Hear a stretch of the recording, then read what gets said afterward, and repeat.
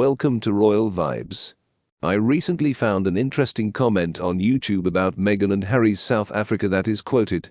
I am actually from the Republic of South Africa, and I can tell you that Harry, while away from here in South Africa in 2019, was perpetually drunk and in very high-quality restaurant bonuses. The eccentricity was cleaning high-end boutiques and figures in RSA society. Important to make and history. My father has ties to elite RSA society, and everyone hated them, and I have worked people close to Archbishop Tutu, who say he absolutely hated them. He has never been like anyone before, was like don't be racist, and those who are pro-apartheid, but she never cared about them. People would ask her about people, neither Meghan nor Harry knew basic things about him.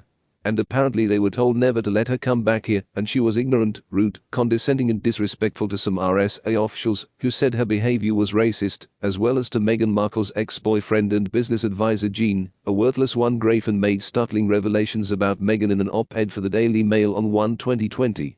Gina said she first met me in 2014 when she was still appearing in the news legal drama Trials. They quickly became much more than the client and became close friends after only a few meetings. However, I'm afraid I had serious concerns when I realized she wanted Prince Harry to propose to her. I doubted Meghan would stand up to the unrelenting pressure of being Harry's girlfriend, let alone wonder of wonders his then wife told me their relationship seemed serious. My excitement turned to concern for them both. The report, citing more of Jean, said Meghan's reaction was to silently raise a hand. "Save me," he said majestically. "I didn't realize it until I didn't want to hear it. This is a positive moment in my life."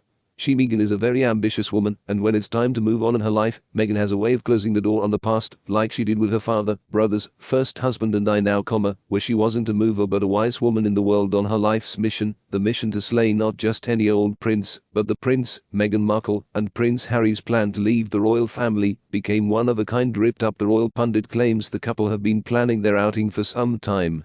Second, Andrew Morton, who has written biographies for royals like Princess Diana and Queen Elizabeth, explains that the plan to leave was discussed for more than a year before speaking to the Merit podcast.